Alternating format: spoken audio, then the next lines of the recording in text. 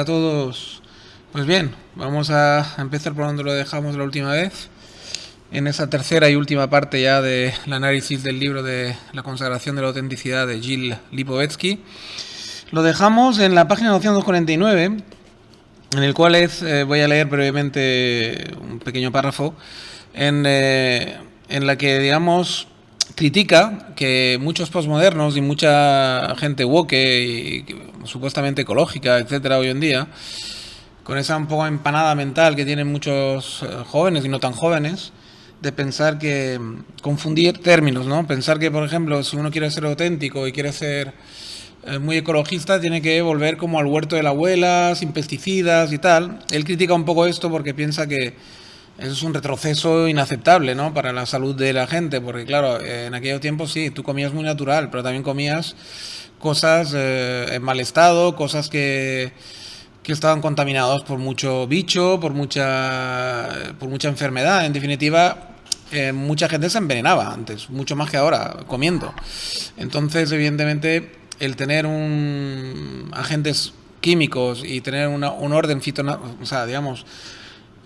fitosanitario, me parece que se llama ese tipo de especialidades, donde tú tienes un control fitosanitario, creo que se dice, pues evidentemente es bastante mejor de cara a la salubridad pública, ¿no?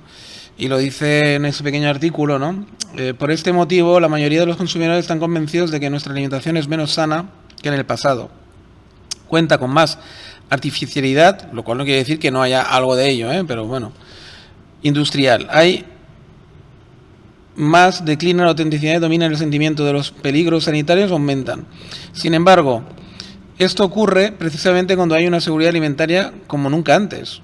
Contra la desnaturalización de los alimentos industriales, lo natural se presenta como lo original, la esfera por excelencia de lo auténtico, cuya virtud inestimable es permitirnos conservar nuestro capital de salud.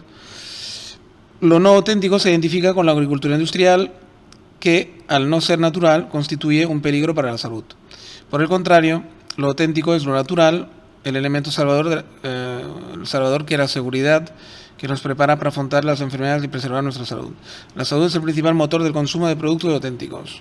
Entonces, claro, él critica un poco esa pequeña, digamos, dicotomía que hay ahí, ¿no? Pero que realmente, digamos, yo creo que como siempre la virtud está un poquito en el medio, ¿no?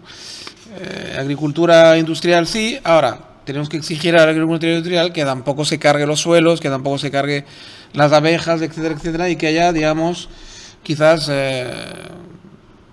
un poco también de saber valorar, hacer una suma de lo que sería conveniente para la naturaleza y para el equilibrio, y lo que es conveniente también para la salud humana y para alimentar a tantas personas cada día, ¿no? Hay que hacer un compendio, ¿no?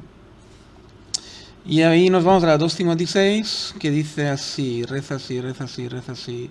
No se trata de renunciar a los placeres del consumo comercial, sino de consumir sano y verde, contaminar menos, derrochar menos, elegir las compras en función de su impacto en el medio ambiente. La vida auténtica ya no es sinónimo de anticonsumismo sistemático, sino de consumir responsable y ciudadano. Tampoco se trata de vivir a contracorriente de la sociedad, casi en autarquía y en el rechazo integral del mundo comercial, sino de integrar la dimensión ética y ecológica en el ámbito de las compras.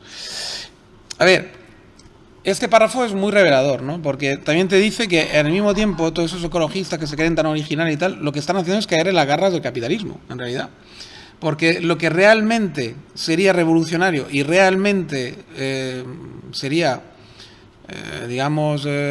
auténtico por parte de ellos, y que además sería coherente, sería realmente vivir en una especie de autarquía. Irte al monte, 4 cabras y vivir en autarquía. Eso sería lo auténtico realmente.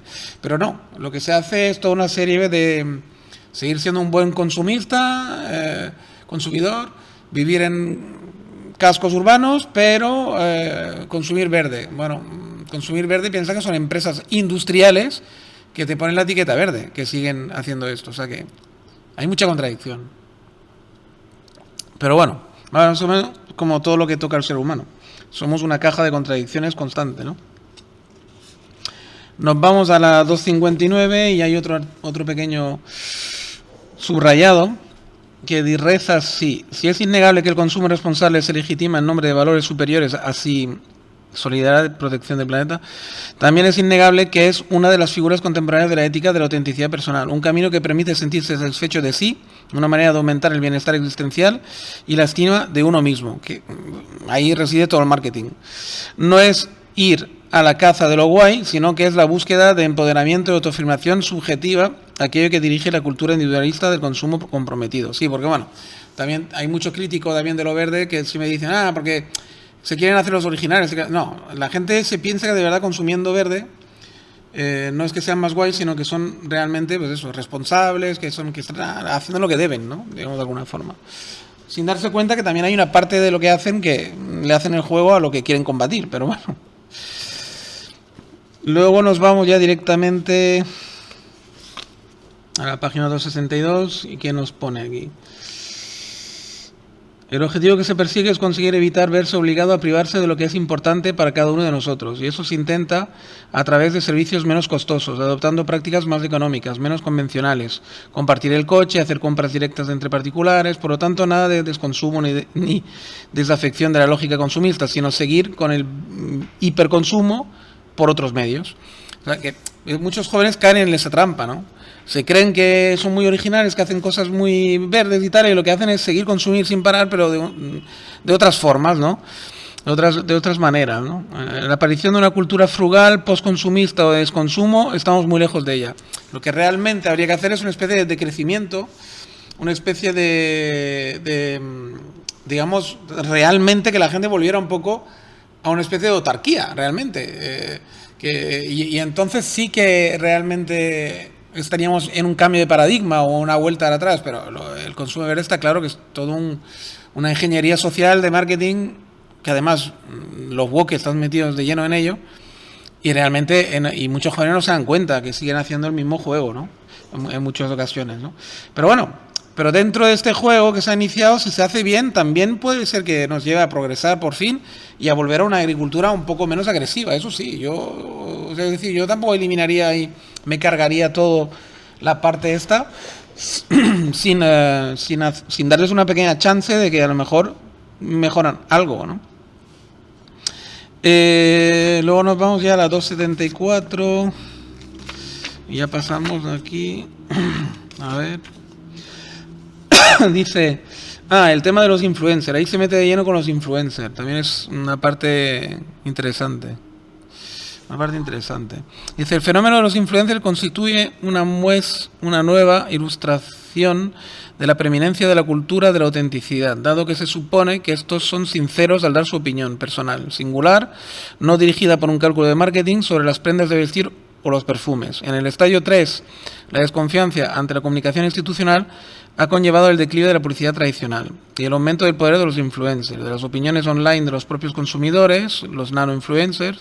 Ahora el poder de influir se atribuye cada vez más a aquellos que se posicionan como no profesionales, juegan la carta de la proximidad, la autenticidad, proponen un nuevo enfoque más espontáneo, alejado de las agencias de comunicación. Sin embargo, los patinazos vinculados a los viajes sponsorizados, las colaboraciones remuneradas con marcas, la multiplicación de los fakes influencers que compran falsos likes y falsos seguidores para ampliar su comunidad, hacerla parecer mayor y más comprometida, pues hacen que realmente todo ese fenómeno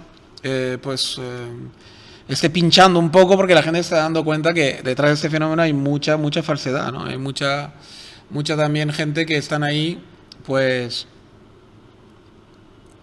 en realidad detrás están muchas marcas, detrás de esos supuestos influencers auténticos. Yo creo que es como todo, ¿eh? El fenómeno cuando empezó, por ejemplo, en YouTube, yo seguía a alguno de ellos y al principio sí que se veía muy auténtico. Yo creo que sí que es verdad que era gente que se aburría, porque la mayoría eran jóvenes, además estudiantes y tal, que en sus tiempos libres, que tienen bastante los estudiantes normalmente tiempo libre, pues descubrieron YouTube y para divertirse pues iban al supermercado y hacían comparaciones de precios o decían lo guay que les iba aquello o lo otro, y como bien que encima les hacía ganar dinerito en cuanto a, porque al principio YouTube con muy poquitos seguidores y como muy poquitas horas de escucha, o de visualización, te daban mucho dinero, te daban bastante dinero. Entonces los primeros youtubers realmente pues hubo dos fenómenos muy claros, ¿no? Los que hacían todas esas chorraditas de las marcas, de lo que se compraban y exhibieron un poquito su vida privada, entre comillas, y a veces no tan entre comillas, y al mismo tiempo pues te estaban recomendando cosas tal de forma auténtica y de forma bastante sincera. Incluso muchos te daban trucos para lavar la ropa, para no sé qué, para no sé cuántos, ¿no? Y se veía bastante auténtico todo, ¿no? Hasta que le vieron el filón probablemente las empresas y dijeron, coño, pues vamos a hacer que siga así, aparentemente natural, pero vamos a pagarle para que hable más de nuestro producto que no de otros, ¿no? Y que hable bien de nuestro producto y que hable mal del otro. Y entonces ya yo creo que ya se convirtieron en actores, ¿no? Muchos de ellos, ¿no? Y luego había el fenómeno de los youtubers estos que con los videojuegos, que eran auténticos jugadores de videojuegos, realmente se les veía unos frikis. Yo creo que Ibai incluso empezó así, un poco como friki. Y al final pues resultó que, bueno, que poco a poco han crecido tanto que eso sí que, bueno, las marcas los han venido a buscar, ¿no? Pero realmente, sí, al principio como todos los fenómenos, yo creo que había mucha autenticidad, bastante más autenticidad que falsedad. Y ahora pues es al revés, claro, hay mucha más falsedad que autenticidad, claro. Porque ahora pues ya está, ya YouTube y los grandes youtubers y muchas influencers, sobre todo femeninas, que hoy en día, de repente, si os fijáis, ya no hay influencers masculinos prácticamente, todos son femeninas porque es el mercado que vende. El femenino ya se sabe que mueve muchísimo dinero porque tienen una infinidad de cosas a venderle a las mujeres, ¿no? Hay una infinidad de cosas. Los hombres es mucho más limitado lo que le puedes vender a un hombre, no nos engañemos. Y a una mujer pues es casi ilimitado, ¿no? Solamente con el tema de la belleza tienes ahí un campo anchísimo, ¿no? Y luego pues la ropa, pues ya ni te cuento, que hace parte de la belleza también, pero bueno, de alguna forma todo esto ya es un mundo súper ancho. Y luego a una mujer le puedes vender pues para cocinar, le puedes vender incluso bricolaje, le puedes vender de todo. Le puedes vender cosas de hombre y además todo el mundo femenino, que es amplísimo. Al hombre solo le puedes vender cosas de hombre, poco más. Y te puedes meter en el bricolaje y en los videojuegos. Y poquito más. Son campos bastante amplios, pero me refiero que falta todo el tema de belleza, todo el tema de cuidados, todo el tema de tal, que claro, que las mujeres lo explotan hasta el infinito, ¿no? Y más allá, casi. O sea que es brutal. Luego el tema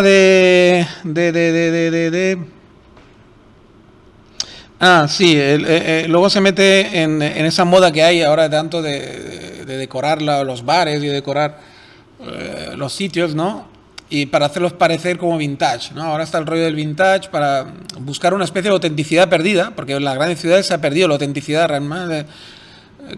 Hoy en día te mueves por una capital de Europa u otra y prácticamente fuera de cuatro peculiares arquitectónicas y cuatro peculiaridades, digamos, en cuanto al callejero de cada ciudad, del centro, sobre todo antiguo, al final todas las capitales tienden a parecerse muchísimo. Entonces ahora lo que hacen es montar restaurantes de cadenas incluso, pero darles el toque vintage para que parezcan, por ejemplo, no sé, no, aquí hay una cadena muy famosa en Cataluña, y creo que está fuera de Cataluña también ya, de un restaurante que se llama, una cadena que se llama Tagliatella. Yo total, como no cobro de ninguno, me da igual decir nombres comerciales.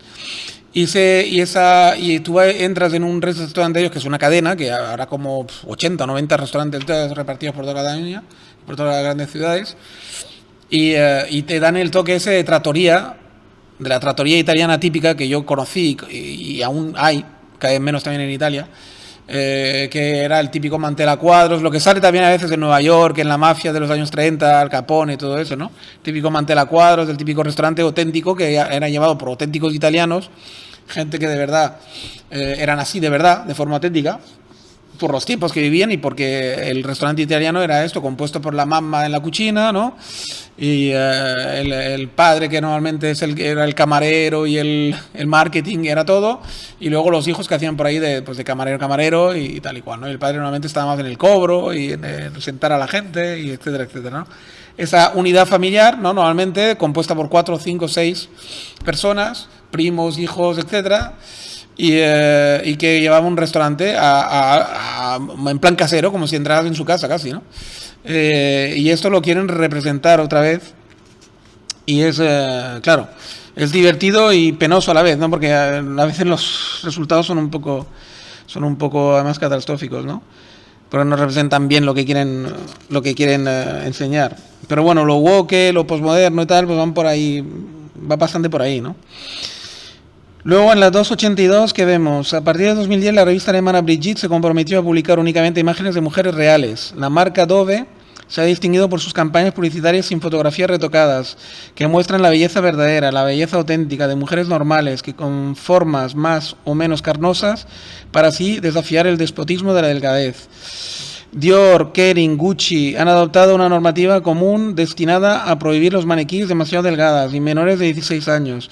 Y desde 2017 en Francia todas las fotografías para uso comercial deben obligatoriamente ir acompañadas de la mención fotografía retocada. Señalemos que a pesar de las múltiples acusaciones lanzadas contra la tiranía de la delgadez, estas solo consiguen puntualmente romper su influencia. En las redes sociales las mujeres gordas son objetos de mofa y a veces de insultos. 2 años después de su decisión de boicot a las mujeres de proporciones perfectas, la revista Brigitte dio marcha atrás debido al descenso espectacular de sus ventas. Las encuestas revelan que entre las mujeres con un IMC normal, casi 2/3 desearían pesar menos de lo que pesan. Más de 1 de cada 2 mujeres con un FMM normal ya ha seguido alguna dieta alimentaria. 8 de cada 10 estadounidenses y 1 de cada 2 francesas han empezado al menos una vez una dieta. Casi el 30% de las mujeres han seguido 5 dietas en su vida y el 9% ya han hecho más de 10. Las más jóvenes no se encuentran muy alejadas de esta tendencia. Casi el 50% de las jóvenes entre 8 y 24 años han estado a dieta. 6 de cada 10 estudiantes estadounidenses siguen alguna. Por mucho que la belleza plural sea tendencia, nunca como ahora se han hecho tantos esfuerzos, se ha dedicado tanto tiempo y gastado tanto dinero en mantenerse esbeltas. Hay que señalar que no es el ideal de la autenticidad individual el que gobierna la relación con el cuerpo, sino el mandato normativo de la delgadez. Así que una prueba más que por mucho que los woke quiera cambiar el mundo y quieran cambiar a las mujeres y cambiar a todo el mundo, hay tendencias que son de verdad cosas ya atávicas, hay atavismos dentro del ser humano que mientras seamos de carne y hueso no se van a poder cambiar. Hay un atavismo, hay unos ideales, hay unos arquetipos de belleza, sobre todo entre las mujeres, y por culpa de los hombres probablemente, pero porque también tenemos nuestros atavismos propios, que hace que ellas se adapten a los atavismos nuestros, pero a sus propios atavismos también. Es decir, no nos engañemos. Al final, lo que realmente gusta de verdad a la mayoría de las personas, siempre hay excepciones honrosas, ¿no? Pero a la mayoría de las personas, a un hombre lo que le gusta es, digo el arquetipo, no digo que sea lo que hacen luego los hombres, porque luego te tienes que conformar con lo que tienes que conformar, ¿no? Cada uno, ¿no? Pero el arquetipo es mujer joven, delgada, o sea, con un ICM normal, pero tirando a delgado, bien proporcionada y con belleza de cara si puede ser ya además, ¿no? Y ese es el ideal. Punto. Es lo que todo hombre aspira a cualquier edad, además, ¿eh? No da igual la edad. O sea, aunque te hagas mayor, sigues aspirando a ese arquetipo. Y esa es la verdad. Luego mucha gente lo disimula, se lo autooculta incluso a sí mismo, en pos de, no sé, de muchas cosas, incluso de que la mujer te deje tranquilo y no se ponga celosa, etcétera, etcétera. Pero la verdad está ahí, ¿vale? Y la mujer lo sabe, porque lo tiene incorporado también en su chip, que para ser atractiva, cuando más esbelta, más joven parezca y más tal, pues más atrae. Punto, ya está. Y entonces, y aunque sea madre y ya tenga hijos y tal igual, pues bueno, ese mecanismo sigue funcionando, porque hasta que no nos seamos realmente muy mayores, las mujeres ocurren antes que los hombres, y te veas realmente que ya no te puedes reproducir de verdad, abandonas realmente todo arquetipo y todo, porque ya los impulsos, digamos, sexuales primarios fuertes ya no actúan. Pero mientras actúen, la cosa está así. Ya está, quiero decir, y por mucho que te inventes leyes woke y leyes, te puedes inventar lo que quieras, no vas a... Bueno, ahí tenéis el ejemplo, lo acabo de leer. ¿Qué más tenemos? Las acciones de la moda inclusiva dirigidas al reconocimiento de una belleza diversificada, liberada de los límites de los códigos, permitirán, sin duda, que se multipliquen imágenes menos irreales, menos estereotipadas, más auténticas, pero es dudoso que puedan llegar a crear una cultura relativista en la que se valoren en pie de igualdad todos los cuerpos, todas las bellezas y todas las corpulencias. Ya te digo yo que no lo van a conseguir. No lo van a conseguir nunca. Es muy difícil esto, porque son atavismos. Son atavismos que están ahí en los genes desde hace siglos y siglos y siglos y milenios y milenios. Y todo es por el tema de la reproducción, no es por nada más, ¿eh? Porque lo que realmente quieres, Aunque tú te creas que eres muy original, que lo que te gusta son las mujeres, el sexo, tal y cual, no, tú lo que quieres es reproducirte. O sea, tu cerebro antiguo lo que quiere es reproducirse, aunque después te acuestes con una mujer que no se puede reproducir porque se está tomando pastillas, porque por lo que sea, o tú mismo ya eres infértil, da igual. Tu cerebro lo que quiere es reproducirse, no te engañes. Quiero decir, no es que seas un ligón de la hostia, ni que seas un tío muy original que no puede pasar de mujer, no, lo que no puedes pasar es de reproducirte. Y entonces, claro, tu cerebro te manda señales de con quién te puedes reproducir mejor. Pues cuando más joven, o sea, más joven dentro de un orden, evidentemente, me refiero, joven, pues mejor, porque son más fértiles, simplemente. Cuando hablo de mujer joven, hablo de mujeres de 20 años ya, probablemente, 19, 20, 18, o sea, a partir de ahí, ¿no? Evidentemente.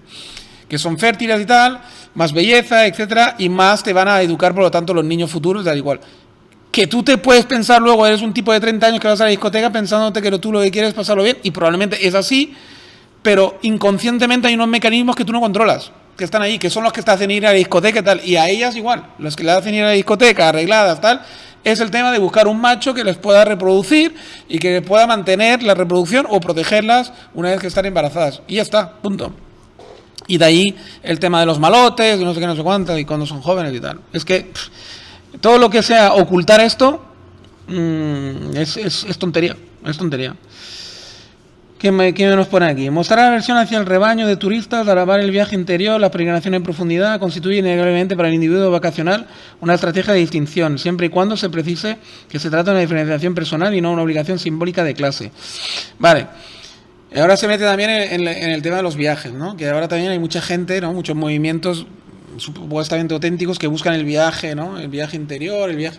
Y luego, como siempre, ese fenómeno empezó probablemente con gente auténticamente aventurera, que quería viajes fuera de los circuitos, aventuras.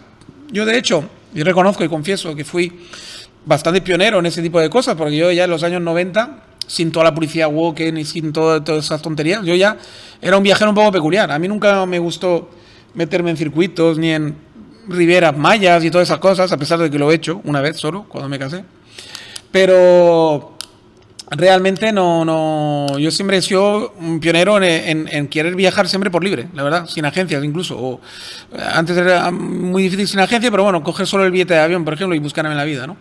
Porque me gustan siempre los viajes cuando más para conocer realmente la gastronomía local, para conocer a la gente, etcétera, y lo más auténticamente posible. Aunque al final vas a muchos sitios que va el turismo de masa, porque si vas a, no sé, a la India, tienes que ver el Taj Mahal, ¿no? En un momento u otro, ¿no?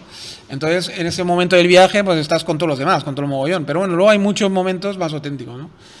Y eso ahora se ha convertido como todo, lo ha estropeado el marketing, lo ha estropeado todo, y los influencers, y las chorradas, y el fotografiarte, los selfies, y ahora pues hay muchos que piensan que hacen un viaje auténtico, y ahora incluso hay industria del auténtico inauténtico, es decir, igual que los restaurantes falsos de falsa trattoria. Hay también ahora gente que te vende supuestas aventuras que luego son cosas súper pautadas y súper tal que no tienen nada que ver con la aventura. Lo único que no vas en autobús a lo mejor con 80 personas y vas solo con 6.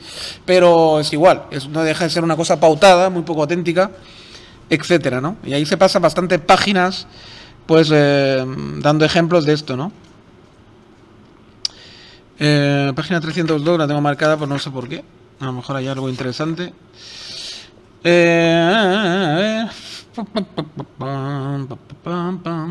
Los proveedores de turismo ponen en escena una imaginería estereotipada de las costumbres desvinculadas de su contexto social, embellecen los ritos antiguos, venden su patrimonio congelado y reconstituido, fabrican universos puestos en cuarentena, burbujas turísticas asépticas y seguras, moralizadas y artificiales en las que todos los elementos considerados molestos se eliminan. El proceso de Disneylandización consagra a escala mundial la victoria de lo falso y la artificialidad sobre la autenticidad, el triunfo comercial del cliché, del espectáculo y de la turistificación del patrimonio. Sí, bueno, eso es un concepto muy interesante que ha puesto sobre la mesa, que es un poco a la limón de lo que iba diciendo, ¿no?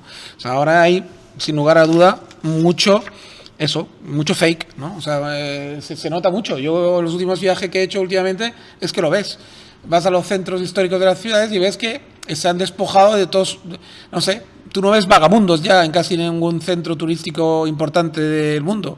Ya no ves puestos callejeros ambulantes.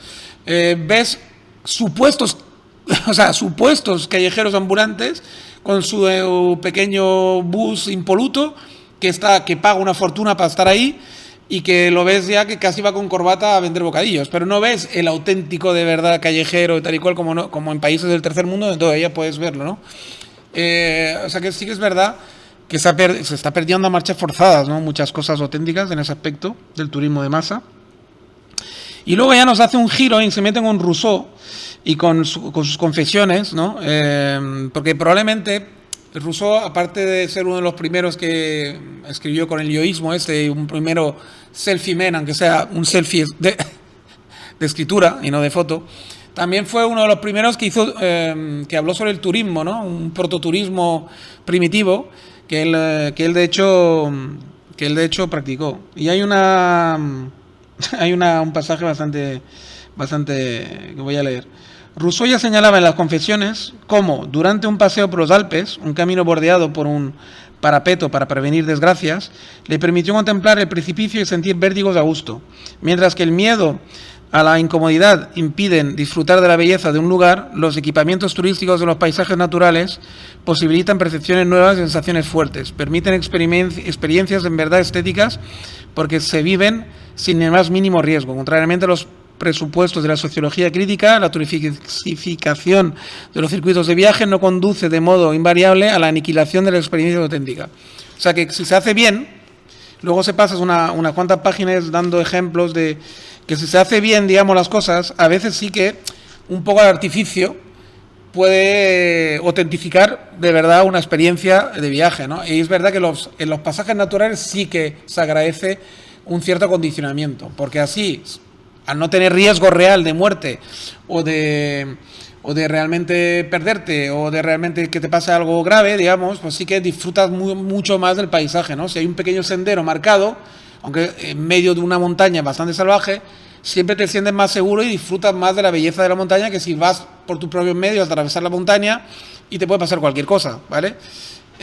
Claro, ahí sí que estoy de acuerdo con él. Yo en ese tipo de turismo sí que la mejoría artificial la veo mucho mejor. En una ciudad no tanto, aunque después pone un matiz muy importante que creo que va a llegar ahora o dentro de poco, que sí que, por ejemplo, otra cosa son la arqueología, es decir, cuando vas a Roma, por ejemplo, que te iluminen el Coliseo de Roma o que te hagan un juego de luces muy bonito y tal, sí que puede mejorar también mucho tu experiencia, ¿no? Y que haya, por ejemplo, un guía turístico que te explique lo que estás viendo.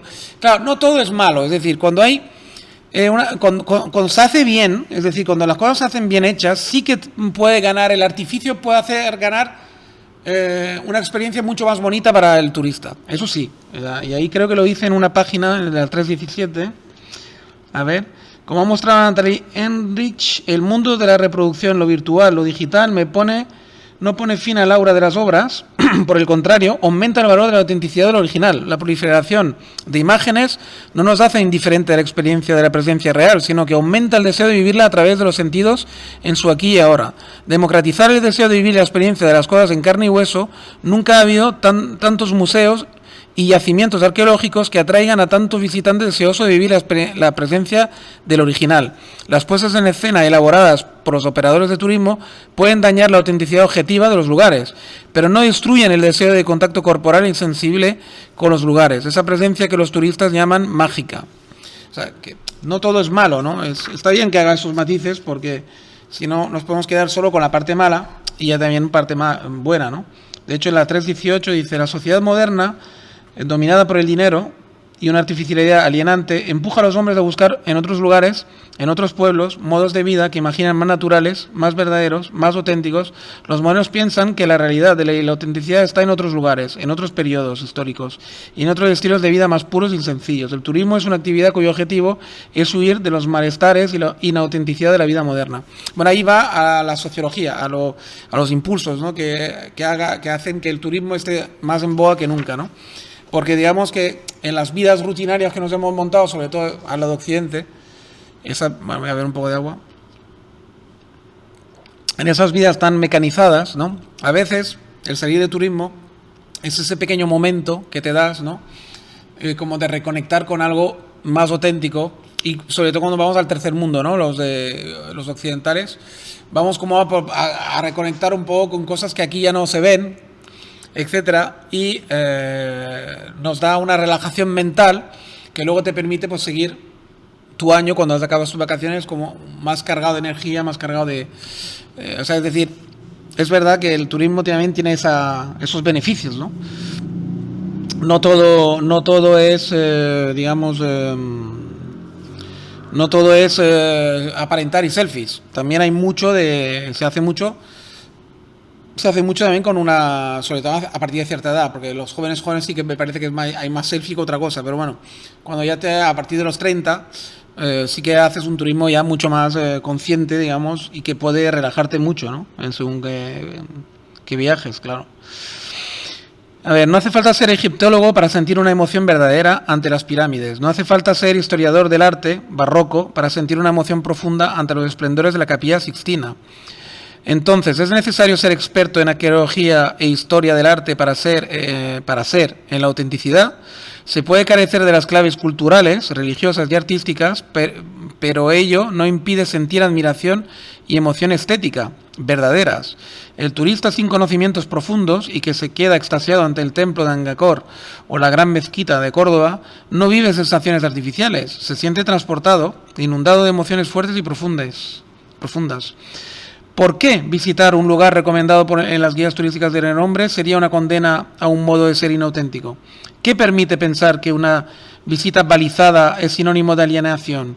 Dado que la autenticidad es ante todo un asunto de vivencia emocional, no desaparece ni por la incultura de los turistas ni por el sneaking, no sé lo que es esto. Está muy bien ese matiz, porque es una discusión que he tenido muchas veces con algún amigo, que si se puede, digamos, contemplar y vivir una experiencia a fondo sin tener conocimientos previos o sin tener una cierta formación cultural, ¿no? Y sí que es verdad que él ahí en ese pasaje que acabo de leer, creo que lo resuelve muy bien, ¿no? A lo mejor no entiende todo lo que ve, porque le falta la cultura detrás, o la historia, o no haber leído libros sobre ese tema, o no ser especialista sobre ese tema. Pero sí creo sinceramente que la gente puede disfrutar bastante bien de una experiencia, porque realmente te puedes dejar inundar o eso, por las sensaciones que te da la belleza simplemente, ¿no? Luego nos vamos a eso, ahí va al sentido profundo del turismo, ¿no? Lo que la mayoría busca es vivir momentos de placer, una pequeña aventura, eliminando los riesgos e incertidumbres de la gran aventura. Si los turistas conceden por lo general una gran importancia a la comodidad de sus alojamientos y desplazamientos, al mismo tiempo buscan experiencias nuevas, desean descubrir la belleza del mundo, tener sensaciones extraordinarias que les hagan salir de la monotonía de lo cotidiano y los liberen de las obligaciones de la vida moderna. Bueno, un poco lo que he explicado antes, ¿no? Nos vamos a Nos vamos un poquito más lejos ya, 336. Vamos a ver. Y ya nos encontramos con otras causas están en juego, empezando por nuestras nuevas relaciones con el tiempo histórico marcada por el agotamiento de la fe en el progreso, en un porvenir cada vez mejor, cada vez más armonioso gracias a la modernidad técnica y prometeica. Este optimismo modernista se ha visto socavado por los diferentes daños, destrozos y estragos políticos, ecológicos, estragos estéticos, urbanos del progreso. Aquí se mete ya en otro tema, ¿eh? Aquí ya hemos pasado a un tema mucho más serio, entre comillas. Estamos pasando poco a poco a las conclusiones del libro, de hecho. Ahí habla de que nos hemos metido en un agotamiento de la promesa. Claro, como estamos ya, digamos, con casi todo inventado, ¿no? Hay un cierto agotamiento de la promesa de un futuro esplendoroso. Y esto por culpa de ello, él diagnostica que por eso la juventud tiene esa visión un poco más estrecha o de túnel, ¿no? Que se creen que la vida, pues, hay mucha más depresión que antes, a lo mejor mucho más, porque no ven un futuro claro, ¿no? No consiguen dibujar en su cabeza un futuro claro. Bueno, aquí, por ejemplo, para ilustrar, ¿no? Dice, el aburrimiento nació cierto día de la uniformidad. En ese contexto, donde la uniformidad tecnocomercial domina la cotidianidad, los signos del pasado recobran gracia, dignidad y valor.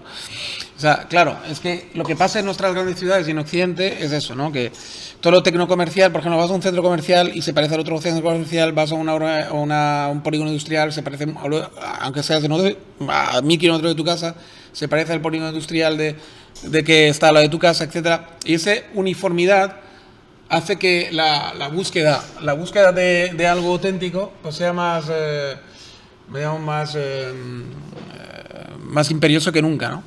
Hay muchas cosas buenas en la modernidad y en la uniformidad y en lo tecnológico y en los diseños de hoy en día, porque son más limpios, te facilitan la vida en muchos aspectos, etcétera, pero también al ser tan uniforme, justamente, pues nace el aburrimiento, ¿no? Eso está clarísimo, ¿no? Ahí estoy con él. Luego, ¿qué me pone aquí? Se reconocen como placeres de una especie superior y como tal, se vuelve a meter un poco con los de la alta cultura y sus pijerías un poco, ¿no? Son ellos los que dicen, por ejemplo, que no puedes disfrutar de la arqueología si no sabes de historia, etcétera, etcétera, ¿no? Hay un poco de clasismo ahí, se mete un poco con el clasismo. El consumo de bienes patrimoniales auténticos no solo ocasiona placeres sensibles, sino también placeres que los propios actores consideran nobles, elevados, superiores a los del consumo de masas y el entretenimiento. Se reconocen como placeres de una especie superior y como tales desprovisto de la vergüenza que a veces acompaña al consumo de obras de la baja cultura mediática. Visitar un museo o un castillo y ver una serie televisiva son ocasiones para los placeres culturales, pero la primera dichas experiencias, a diferencia de la segunda, te da la sensación de llevar una vida más digna de ser vivida, de vivir momentos más elevados, más hermosos, más cualitativos. Por ello, este tipo de consumo no sirve para hacer que los demás sientan la propia importancia, sino para afianzar y preservar todos los motivos para estar satisfecho consigo mismo. A través del interés que sienten por el patrimonio, los consumidores aumentan la estima de sí mismos, un sentimiento de elevación de sí, una seguridad subjetiva debido a la calidad, legitimidad cultural de las obras. Sí, esto hace parte del debate de antes, ¿no? Hay mucho debate con esto porque cada vez hay gente, digamos, que le da más importancia a esto y también se mete en otra cosa que es muy, muy buena, porque luego se mete en que, y ese fenómeno lo estoy detectando cada vez más, incluso gente hoy en día que no tiene dinero, pero que tiene mucha cultura, que ha adquirido mucha cultura, o bien de forma autodidacta, o bien porque tiene muchas carreras estudiadas en la universidad, que hoy en día en Occidente no es tan imposible tener muchas carreras, aunque no seas rico, sobre todo carreras culturales, ¿no? Vamos a mirar, por ejemplo, no sé, filología clásica, filosofía, yo qué sé, cosas por el estilo que te pueden dar mucha cultura y historia a la vez, ¿no? Y puedes saber de historia a la vez. Sí que hace productos de gente que se sienten fuera un poco de la masa, a pesar de que no tienen dinero o tienen el mismo dinero que la masa, pero se sienten un poco como superior, ¿no? Como que ellos saben más, ¿no? Y que ellos disfrutan más y que ellos disfrutan de cosas más elevadas. Incluso se jactan muchas veces de no ver fútbol, de no ver series, de no tener Netflix en casa o no tener tele incluso, ¿no? Los más extremistas y los más talibanes, ¿no? Y eso es verdad que ese fenómeno se da cada vez más, ¿no? Y es un fenómeno curioso, ¿no? Luego aquí, por ejemplo, que nos pone, la prevalencia de la cultura consumista también testimonia de manera ligera con la que los individuos contemplan las obras eternas, así como las elecciones relativas a los lugares de museos que visitan. Por término medio, los visitantes de los museos dedican a cada obra maestra menos de 10 segundos de atención antes de pasar a otra. En Francia, 4 monumentos históricos reúnen el 50% de las visitas y el 1% de los museos de Francia, 13 sobre 1140, captan el 50% de la asistencia del público. En Francia, 3/4 partes de las visitas de los lugares turísticos propuestos se concentran en apenas una 10ª parte de la oferta. Hay un sobreconsumo de algunos, mientras que otros son poco visitados. Por un lado, se observa la avalancha de público hacia algunos lugares clásicos y que han sido restaurados minuciosamente. Por el otro, los testimonios modestos del pasado, el patrimonio menor e incluso numerosos museos están lejos de beneficiarse de un interés así. Como dice François Benamou, el consumo del patrimonio obedece a una lógica del Star Systems. Claro, la cultura pop tiene esto. Claro, evidentemente luego la gente va a lo que es conocido y lo que es famoso, ¿no? Y no van a pequeñas cosas que a lo mejor alguien más erudito sí que conoce, ¿no? Claro, es que hay bueno y malo, malo y bueno, ¿no? Todo es así, ¿no? Claro, hasta los museos son reconstruidos en salas de espectáculo, dice más adelante, ¿no? Claro, es que es el fenómeno, pues eso, de la masificación en todos los sentidos, ¿no? Hay puestas en escena para consumo fácil y rápido, claro, cada vez hay un envoltorio más, un poco de Burger King, ¿no? Hasta en los museos, hasta en las cosas más eruditas y más, digamos, especiales, pues ese fenómeno lo ha alcanzado de lleno, ¿no? Luego tenemos, claro, tenemos que también, ahí dice, por ejemplo, que el fetichismo de la autenticidad pura se sustituye por una actuación de creación a partir del legado. El respeto del patrimonio ya no es lo que impide las intervenciones de transformación, funciona como una ocasión para reinterpretarlo en un sentido contemporáneo a partir de una nueva mirada sobre lo construido. Desde esta perspectiva, insertar algo nuevo en lo antiguo constituye no solo el medio para salvar el patrimonio, sino una manera de verlo mejor. Es decir, que, porque también había otra queja, ¿no?, de que muchas veces se restaura lo antiguo con esas percepciones modernas, y había gente muy purista que se quejaba. Pero es verdad que a veces reconvertir un patrimonio en el Star System y en algo un poco más inauténtico hace que lo salves. Porque a lo mejor si no haces esa actuación, la gente no iría, no pagaría la entrada y eso se perdería al final, tarde o temprano. Así que conseguir conservar sin sacralizar y modernizando, haciendo prêt-à-porter, turístico, etcétera, al final puede ser una solución, a pesar de que no es quizás la solución más elegante y la que mejor va a educar a la gente, pero puede ser la solución, ¿no? Y luego ya se mete en otras cosas. El líder auténtico está motivado por sus convicciones personales y no por la sed de reconocimiento y enriquecimiento. Guiado por sus valores, convicciones, expresa sus emociones profundas y expresa sus debilidades, vulnerabilidades ante otras personas, al animar que se den diferentes puntos de vista. Al alentar la autonomía, la creatividad, favorece el desarrollo personal. Se mete en el nuevo enfoque que tiene los woke de los líderes, ¿no? Por poner la energía para promover un clima ético positivo en la empresa, preocupándose por los individuos, por su bienestar y por la sociedad a la que pertenecen. Integridad, justicia, exposición del sí, apertura de espíritu, empatía, benevolencia hacia los otros están en el centro del liderazgo auténtico. Claro, lo que pasa es que si se aplicara todo esto de la manera que lo está describiendo, luego el liderazgo no sería ni respetado, ni infundiría respeto, ni confianza. Claro, un líder que realmente fuera como dice que tiene que ser hoy en día lo woke, un verdadero líder, claro, dejaría de ser un líder al final. Estaría en una especie de comuna horizontal, a lo hippie, en el cual nadie es más que nadie. Entonces, si nadie es más que nadie, pues tampoco hay una dirección clara de dónde hay que ir o dónde va la empresa, ¿no? Entonces, claro, esto es, bueno, son como esas ensoñaciones que al final no pueden cumplirse, ¿no? ¿Qué más? Luego nos vamos ya...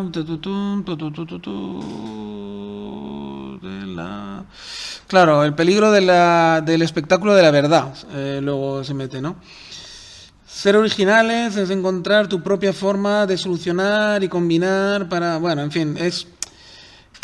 Sigue, digamos, con ese tema de liderazgo y al final, digamos, te va a concluir de que realmente al final contra la región de la autenticidad es importante también aquí rehabilitar la fuerza y la necesidad de las máscaras, la apariencia, la astucia, el secreto, el disimulo. Todo espíritu profundo necesita una máscara, escribía Nietzsche. Claro, es que al final, digamos que ser tan auténtico, digamos, claro y tan transparente no te lleva tampoco a una auténtica autenticidad, para empezar, y no te lleva, porque, claro, un cierto disimulo, una cierta hipocresía también es necesaria para mandar, digamos, ¿no? Tú no puedes decir a alguien, yo qué sé, es que no puedes, siempre, todo liderazgo y toda digamos, interacción social necesita de ciertos disimulos, esconder un poquito la verdad, no ser tan auténtico, porque es que si no, la autenticidad a ultranza hace más daño que bien, al final. Y por eso en el liderazgo también hay que saber jugar un poquito con todas las teclas, ¿no? No puedes jugar solo con la tecla de autenticidad y del espectáculo de la verdad, ¿no? Por ejemplo, ¿no? La ironía de la época, estamos en un momento en el que el rechazo del Star Strategy se ha vuelto radical chic, ultra tendencia, una manera nueva de inventar el marketing hip. La autenticidad de lo verdadero ya no se opone a la moda. Transparency in the new cool.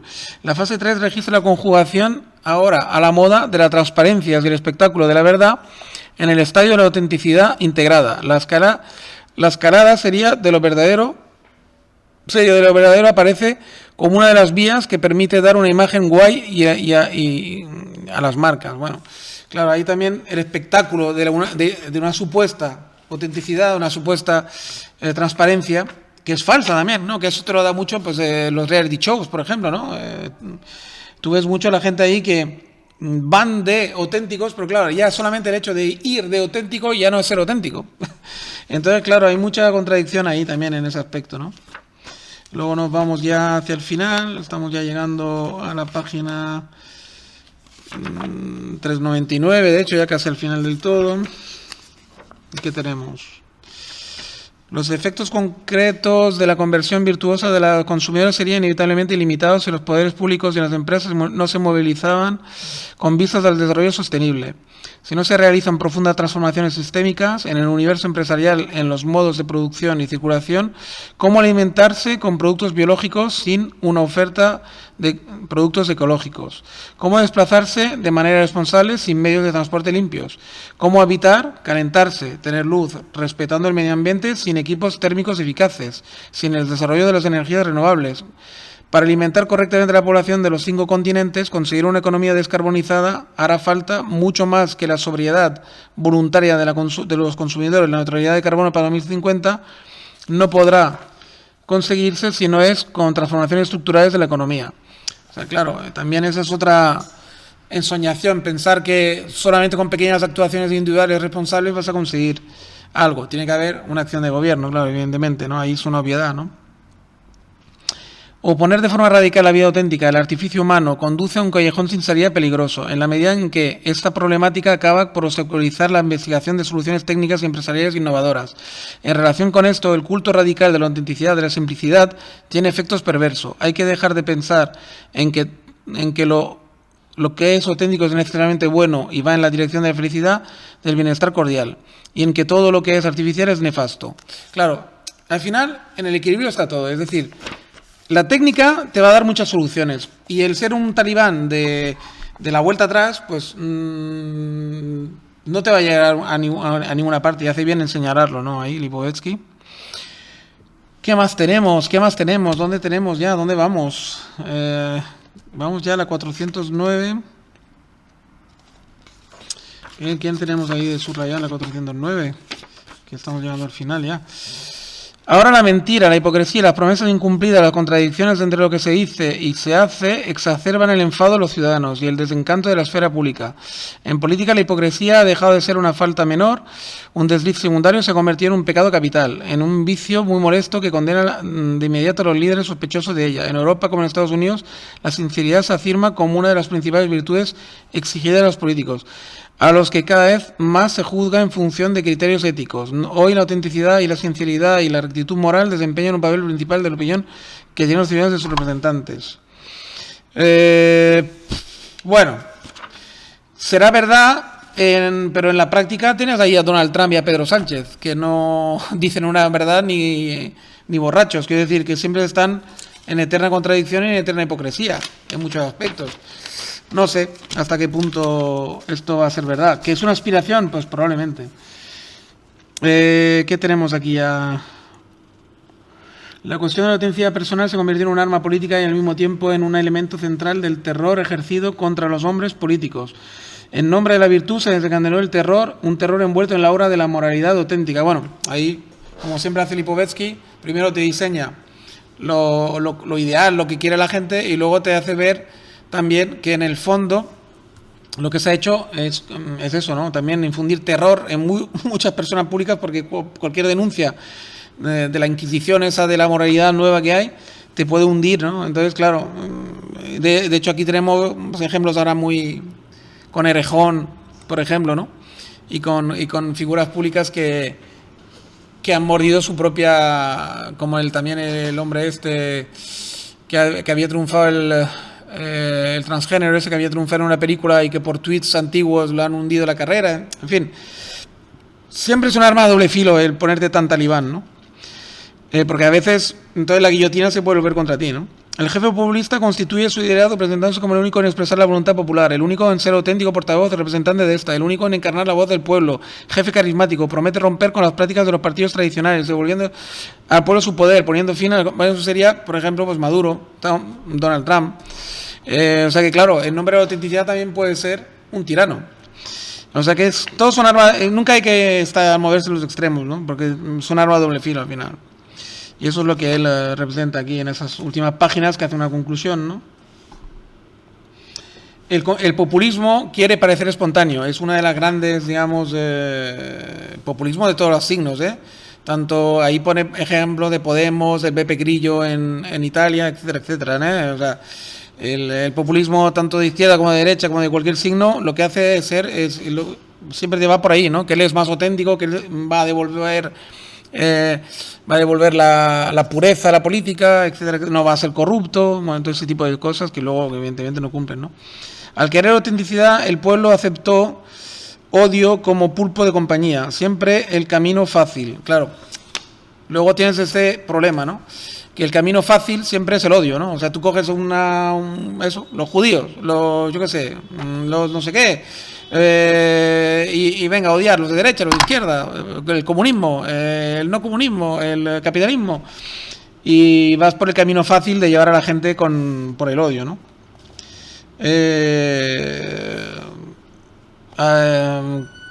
No se acabará con el populismo ni con las fuerzas antisistema, con la virtud moral de la autenticidad, sino con un nuevo modelo económico menos sujeto al sistema cortoplacista, con un funcionamiento colectivo menos desigual, con acciones públicas a favor de una mayor justicia social que reduzca las causas profundas que alimentan el sentimiento de inseguridad, las iras, la indignación y los resentimientos de la capa populares y de una parte de las clases medias.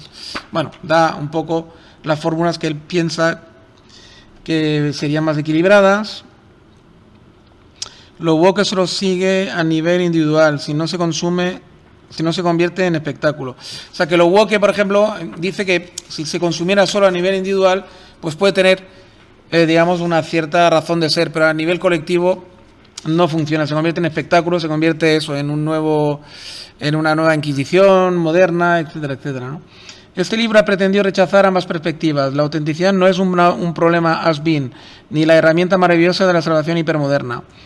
Mal que les pese a los militantes del woke, de la identidad, del gender, de la raza, el ideal de ser uno mismo es más que nunca el foco de sentido que alimenta las reivindicaciones y las luchas de emancipación contemporáneas, las de las mujeres, las minorías etnoculturales, las minorías sexuales y de género. Al ser privada de sus cartas de nobleza filosófica, la autenticidad individual se afirma como una idea fuerza principal, un principio de sentido que funciona como una palanca incomparable de transformación social de la relación de sí consigo mismo, con los demás, con el cuerpo, el trabajo, el consumo, la religión, etcétera.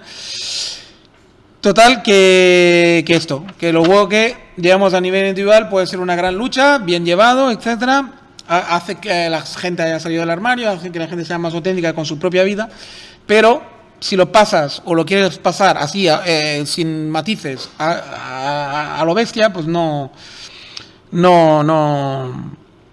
Y eso, dice cosas como, por ejemplo, no se arreglará la producción siendo inclusivos, no se arreglará un conflicto etno-religioso apelando a lo inclusivo, etcétera, etcétera. Es decir, que lo inclusivo y todas esas palabrejas que usan los woke no van a arreglar nada si no hay, de verdad, una actuación mucho más auténtica, mucho más seria, digamos, de los problemas, ¿no? Ser uno mismo constituye un ideal ético consustancial al universo moderno democrático. Esto no autoriza a reconocerlo como el valor de los valores. Comparto la afirmación de Charles Larmor, según la cual la autenticidad no lo es todo, solo es un valor entre otros y debería resultar evidente hasta qué punto nos equivocamos al elevar la autenticidad personal al rango de valor supremo. ¿Qué es preferible, un cirujano codicioso pero muy competente o un cirujano altruista pero con competencias mínimas? Esa es la frase clave con la que vamos a acabar el análisis de Lipovetsky, de la consagración de la autenticidad. Yo creo que está muy claro, ¿no? Y así podríamos seguir. ¿Qué es más importante? ¿Que mi cirujano sepa catalán? Porque es muy auténtico y muy bien y muy inclusivo y muy guay que una minoría como la catalana pueda tener un cirujano que hable su idioma.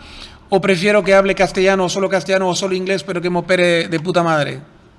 Ahí lo dejo. Es que estamos como siempre, ¿no? Pues nada, un saludo a todos, cuidaros mucho como digo siempre y espero que lo hayáis disfrutado y que habéis disfrutado de este resumen del libro de la consagración de la autenticidad y que os anime a leerlo y que os anime a ver que las lecturas son muy necesarias, que hay que leer de todo, de todos los bandos y que realmente es la manera de uno de aprender poco a poco y de ir haciéndose un bagaje cultural y y de sabiduría, pues que realmente al final te permite pues juzgar con la mayor ecuanimidad posible pues cualquier problema, ¿no?, de la vida, ¿no? Venga, un saludo, como yo siempre, cuidaros mucho y hasta la próxima. Chao, chao.